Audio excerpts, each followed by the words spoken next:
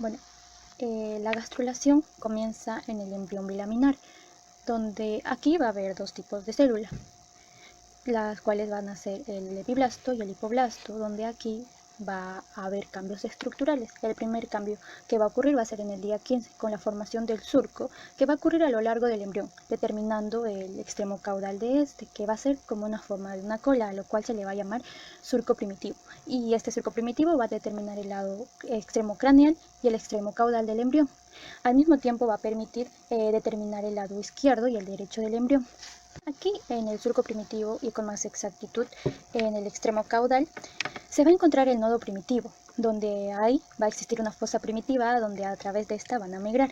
Y estas van a migrar debido a un proceso de invaginación, en donde las células bajarán del epiblasto en dirección al hipoblasto y van a reemplazar progresivamente las células del hipoblasto para que éstas generen una nueva capa en las células del endodermo definitivo. Y posteriormente, la invaginación continuará y la célula del ectodermo y la primera capa del embrión trilaminar, las células seguirán migrando y rellenando el espacio que se va a encontrar entre el ectodermo y el endodermo, formando una nueva capa de células que se les va a llamar mesodermo.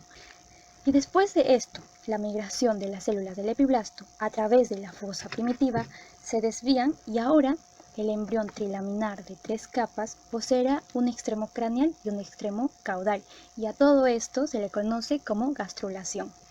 Al proceso en el que se puede trazar el mapa final de los diferentes sistemas del organismo se le denomina gastrulación. Cabe destacar que en este periodo también se puede ver interrumpido por varias causas. Pueden ser causas ambientales, por exceso de sustancias tóxicas o por malformaciones congénitas. Los teratomas, que son un tipo de tumores de células germinativas que están compuestas por varios tejidos corporales, son una de las malformaciones más comunes que existen o que se pueden provocar en esta etapa. Existen muchos tipos de teratomas, dentro de las cuales su incidencia es muy baja, porque pueden ir desde por cada 40.000 nacidos vivos, se puede presentar solamente una evidencia de este caso. A continuación, a través de unas imágenes les mostraré algunos de los teratomas más comunes que se pueden provocar. Epignato es un teratoma intraoral muy poco frecuente y potencialmente mortal. Es más frecuente en mujeres. Algunos de sus signos y síntomas pueden ser polidramnios obstructivos, disnea, cianosis, tos, dificultad para tragar, obstrucción de las vías aéreas, hasta la muerte. De cada 40.000 nacidos, uno presenta esta afección. Como podemos ver, es el tumor que se encuentra en esta vía. A continuación les mostraré otro caso que también tiene esta malformación, como lo podemos ver aquí. Y es por eso que se dice que se puede presentar atragantamiento y obstrucción de las vías aéreas. A continuación les hablaré sobre el teratoma sacrococcigio, que es el que estoy presentando aquí en esta imagen. Precisamente este tumor que podemos visualizar en esta parte. Está ubicado en la base del coxis y del recto. Predomina al sexo femenino, pero en el sexo masculino la degeneración maligna es más frecuente. Su incidencia también va de cada 40.000 nacidos, uno presenta este tipo de tumores, como el que podemos visualizar acá. Cabe destacar que los teratomas embrionarios encontraremos frecuentemente dentro de ellos restos de piel y tejidos.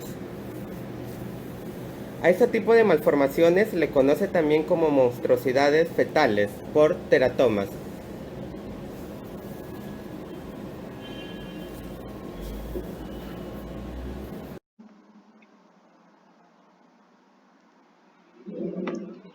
¿Qué es la neurulación? Bueno, la neurulación es un proceso embriológico de los animales vertebrados, el cual se caracteriza por la formación del tubo neural, que terminará formando el sistema nervioso central, que quiere decir la médula espinal y el encéfalo, y la formación de la cresta neural, que es un grupo de células que migrarán por el resto del cuerpo y formarán tejidos especializados por donde vayan. Debido a esta importancia, la neurulación se considera un paso fundamental en la historia evolutiva. Los dos mecanismos principales para pasar de la placa neural a la formación del tubo neural son la neurulación primaria, en la que las células se encuentran rodeando a la placa neural, comienzan a dirigir a las células de la placa y a proliferar y separarse. La neurulación secundaria se da la formación de un tubo hueco a partir de la unión de las células mesenquimáticas. Ahora, la neurulación primaria, a su vez, también se desarrolla en 4 estadios, que son la formación y modelado de la placa neural. Esta quiere decir que la neurulación comienza cuando el mesodermo dorsal subyacente junto con el endodermo faríngeo envía señales a las células ectodérmicas para transformar las células de la placa neural en columnares. Un 50% del ectodermo es incluido de la placa neural, la cual se extiende a lo largo del eje antero-posterior rostrocaudal. Durante su modelado, la placa neural engrosada se adelgaza lateralmente y se alarga verticalmente. En el cierre del tubo neural, ocurre a medida que los pliegues neurales migran hacia la línea media dorsal, hasta que finalmente se adhieren entre sí y las células a partir de ambos pliegues se fusionan. El cierre del tubo neural no se produce simultáneamente a lo largo de todo el ectodermo. En las aves se inicia en la región cefálica y luego progresa hacia la región caudal, mientras que en mamíferos el cierre comienza simultáneamente en varios puntos a lo largo del eje antero-posterior. La función estable al techo del tubo neural y lo separa el ectodermo epidérmico subyacente. Ahora vamos a hablar de lo que es lo último, que es la flexión de la placa neural. La flexión de la placa ocurre en 2 pasos que corresponden a la formación del surco y su plegamiento. El primer paso ocurre en 3 regiones específicas denominadas puntos de bisagra, de los cuales uno se localiza en la línea media por encima de la notocórdia y los otros 2 se localizan en la dorsolateral. En los pliegues neurales, en las regiones de la bisagra, las células son inducidas a adquirir forma de cuña. Por el otro lado, el plegamiento involucra la rotación de la placa neural alrededor del punto de la bisagra. Se denomina elevación denominadas puntos de bisagra, de los cuales uno se localiza en la línea media por encima de la notocórdia y los otros 2 se localizan en la dorsolateral. En los pliegues neurales, en las regiones de la bisagra, las células son inducidas a adquirir forma de cuña. Por el otro lado, el plegamiento involucra la rotación de la placa neural alrededor del punto de la bisagra. Se denomina elevación y alrededor de los puntos dorsolaterales se denomina convergencia. Como podemos observar aquí, estos serían los 4 puntos que hemos tocado. Gracias.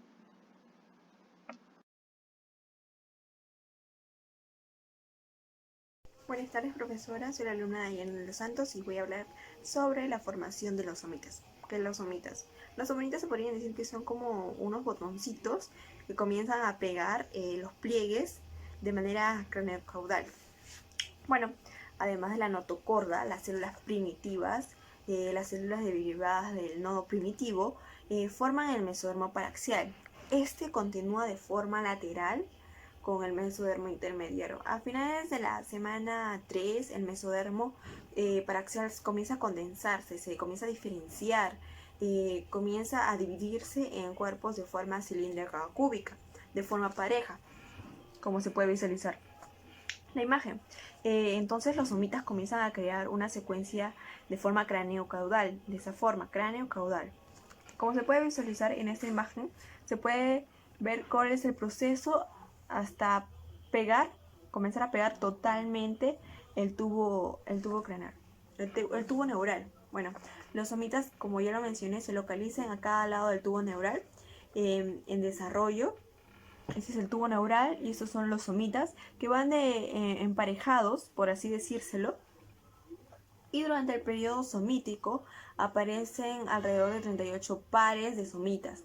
A la 4ª semana, alrededor, el embrión aparece con 7 pares de somitas y se empiezan a unir en sus bordes y formando el tubo neural a la altura del 4 o 6ª somita. A finales de la semana 5 hay 42 a 44 pares de somitas alrededor, y los somitas sirven como criterio, como punto de referencia para determinar la edad embrionaria. Los somitas más antiguos son los craneales y los más recientes son los caudales. Por otro lado, tenemos otra vista más específica en esa maqueta. Este es el tubo neural y al costado están los pares de somitas que van 1, 1, 2, 2 de forma pareja. De otra vista lateral podemos observar que este es el tubo neural y al costado son los pares de somitas 1 a 1, 2 a 2 de forma pareja. Son cúbicos y cilíndricos, como lo mencioné antes. Gracias. El embarazo múltiple es el desarrollo de un feto a más.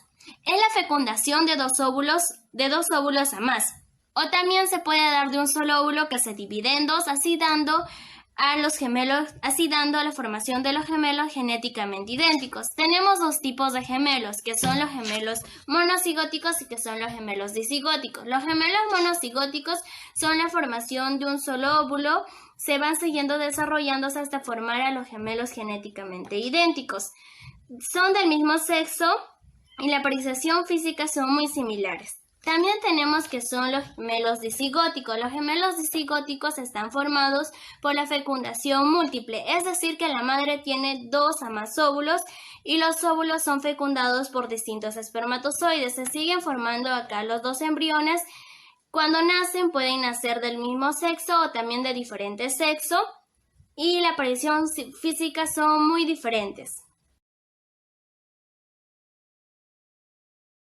Los factores del embarazo múltiple. Tenemos que son la genética, el embarazo tardío y el embarazo previo. La genética son los antecedentes familiares que han tenido el embarazo múltiple.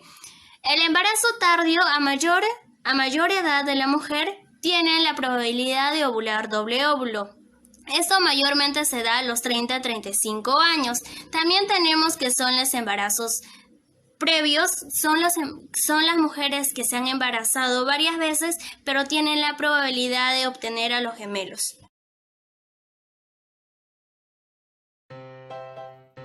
Ahora les voy a hablar sobre la notocorda. La notocorda se compone de células del mesodermo y que definen al eje primitivo del embrión. La formación de la notocorda se divide en 4 etapas. La primera etapa que vamos a observar aquí es la del proceso notocordal. Es la invaginación de las células epiblásticas desde el nódulo primitivo hacia las placas precordales, como podemos observar aquí. Esta es la invaginación que se va a producir, este es el mesodermo. La segunda etapa que vamos a ver es la del conducto notocordal, que es la consecuencia del alargamiento de este proceso. Es decir, hubo una funalación o de túnel, mejor dicho, y se formó un tubo cerrado que podemos observar aquí. En esta imagen de acá podemos observar que se va formando un tubo cerrado o tubo neural, mejor dicho. La etapa 3 se trata sobre la placa notocordal. La placa notocordal se inicia con la pared ventral del conducto notocordal, que va a ser fusionada con las células hipoblásticas, como podemos ver aquí. También que van a estar siendo sustituidas para formar el endodermo. Aquí se va a dar la formación del endodermo en la tercera fase, que es la placa notocordal. Y han sido reabsorbidas, y lo que va a constituir a esta placa notocordal, que se continúa el endodermo en la formación. Se va a sustituir esta placa para poder dar origen a la notocorda. Como podemos ver acá, está cambiando el color. Entonces, gracias a estas células que también ayudan a esta formación va a haber un cambio en la placa notocaudal donde las células del endodermo se van a fusionar y las van a reabsorber para formarla a la notocorda. Ahora la última etapa es la notocorda definida, que podemos observar aquí. Va a tener su tubo neural, también la notocorda que podemos observar aquí, que ya está definida, el endodermo y el intestino, que es el espacio vacío. Entonces, ¿qué se va a producir en la cuarta etapa? Va a haber un pliegue longitudinal en sentido ventrocaudal, y en la medida que se pliegan las células proliferarán ventralmente y se separará del endodermo y vamos a tener un tubo denominado notocorda. Entonces, este va a ser el proceso de formación, son 4 etapas. Hay que recalcar que las funciones de la notocorda es ayudar a la formación de la columna vertebral en un estadio adulto.